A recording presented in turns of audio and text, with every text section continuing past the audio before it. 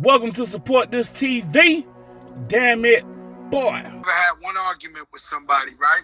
And so when they wake me up, I'm sleeping, I'm in my mother's house, I'm here in Miami. And you know how people get to talking, and then I'm like, this is impossible.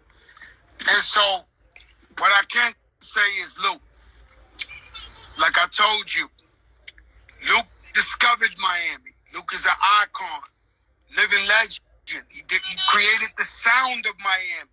He put everybody on. Now, what I was explaining, right, was maybe even Trick Daddy don't know. I came down to Miami when it was Super Bowl. Trick Daddy was playing all over the Calmar, all over the parties. I went back up to New York. I sat down in the office with Craig Kalman, who's still the boss of Atlantic. I don't fuck with him no more. But I took the demo of Trick Daddy.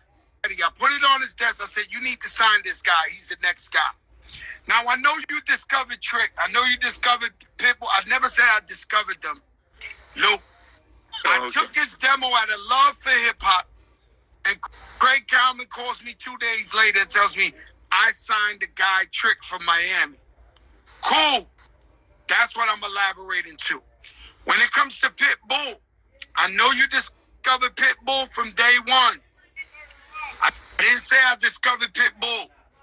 What I said was, when I was in New York, I was fucked up. I was on the run. I came to Miami. My brother Robert Fernandez, Robbie Rob, who still works with Pitt to this day, let me stay in this house for 6 months. Nobody else has done that for me. So a couple of years later, when Big Pun's double platinum, Fat Joe's platinum, the Spanish niggas is rocking, TBT is begging me for any Spanish artist in the universe. Robbie Rob steps to me and says, Joe, I need this favor. I walk in TBT to Brian Leach, Steve Gottlieb, and I said, this is the guy. This is the next one. Now they signed it. I never did business with Pitbull or Trick. I never signed them. This was all out of love. Everything I did was out of love. Right. And so when I say these things, you know, we've been around too long, Luke. We meant a principle. So when I go on record and I say something, I really believe it. I really mean it. Mm-hmm. And so I know it's always been love with me and you. I know it's been love with all of us. And so when everybody's telling me this and this and that, I say, yo, let me break it down to Luke and everybody, my side of the story, my truth, because I'm telling the truth. Now, I know when it comes to Miami, you discovered Pitbull, you discovered Trick Daddy, you put Khaled on your radio show, the first main radio show. I don't deny nothing. You was king of Miami when you first came out. You understand? Right. I'm not saying that. Miami's my home for 20 years. I've received nothing but love, and I got nothing but respect for everybody in Miami. But I believe this time 2 people are right. I believe 2 people are right. And that's it. I just want to come on here and say my piece, brother. Yeah, man, I appreciate it. Just like when we had a conversation, you know, and that's why when I did the post, you know, my father was telling me about it, and I looked at the whole thing, but at the same time, shit, what happened? You know, when I put the post out, I said, hey man, I love this dude. You know, I fuck with it. You know what I mean? Shit, man, you go way, we go too far back. You know, and we've been back where I done been in New York in situations where I done came to your spot and you had to put down on some, you know what I mean? You know what I'm saying? We got history, we got too much love, and that's how we kind of take him back. But then, just like you said, when I was like Pitt, when I got Pitt, you know, it was because there was Big Pun and Fat Joe, these Puerto Rican artists, you know, doing big numbers and shit. Like, look, man, I'm gonna have a you know, because I'm here, you know, and so we did records and all that, and we put him on, stacked him up and all that. Like I say, after burnt out on the music business, and then he said, man, I want to go do some things, and I don't know what happened after that. I know he went with and Teach and all my guys, but again, like, we don't know what happened after. Same thing with Trick.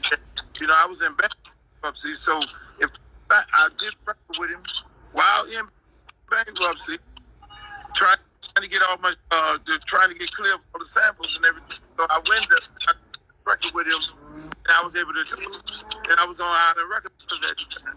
And I said, hey, Trick, we're gonna do this, and then when I get, then we're gonna do it. But it took too long. He ended up signing up, from my understanding, with Slip and Slide. So they then ended up on Atlantic. But I say all that to say, you never know what happened and how that affects our actors. You know what I'm saying? Deal with it all the time. And there's always people who look out and people who put down and people who introduce. So yes, you're right.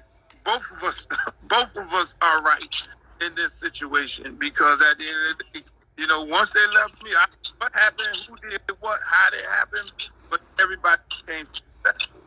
And then nobody becomes successful without people who, you know, co-signing and things. So, you know, I'm glad we're able to get on here, conversation. Yo, Luke, man, we got nothing but love and respect for you. You're a fucking icon, living legend. You went up against the Supreme Court. Come on, man, Luke. You know, man, since the day I met you, I done gave you the salute. Every time I see you, I salute. Yeah. Every time I see you, for me to front on Luke is to be fronting on myself, fronting on hip-hop. I'm not crazy. I know what it is. I was just speaking a little bit of my truth. And of course, you put on the whole Miami. Of course, you discovered everybody. Yeah, I'm mad at the interview guy, because the interview guy, he was so overwhelmed by the conversation you were having, which was a deep conversation, because I learned some stuff that I didn't know. You know, I didn't know about the funeral and all that. And I'm going to be honest with you, I stopped looking at it at that point because I didn't want to hear, I didn't want, that was deep for me. You know what I'm saying? That was real deep for me. And I'm like, man, these people love each other and families and all that. And so that's when I was like, man, you know, that was deep. So like, just like you say, man, I ain't got nothing but love for you, man. We love each other. You've been down. That's right. You know, shit, man. You show love to the kids. Y'all do the things in the park. I mean, you really, out of most people, you really are loved here, and you embrace the place. You know, the culture and all aspects of it. And so, man, shit, we straight. You know, we ain't never gonna have no problem. It's all love, bro. All right, Luke. God bless you, man. Thank you for the love. Okay, man. Peace. You have a good night. Okay. Peace, brother. All right. See, that's how it should work, people. You know what I'm saying? You never know. That's how it works. That's how it should work. That's how, you know, before people go to getting guns and all that, because of misunderstandings and going to parties and acting crazy and shit, two grown-ass men. And this is a teachable moment for hip-hop. And for us as a people, our culture. Everything don't result into an argument, because misunderstandings should not result into arguments. You know, you should be able to have a conversation and talk your way out of it.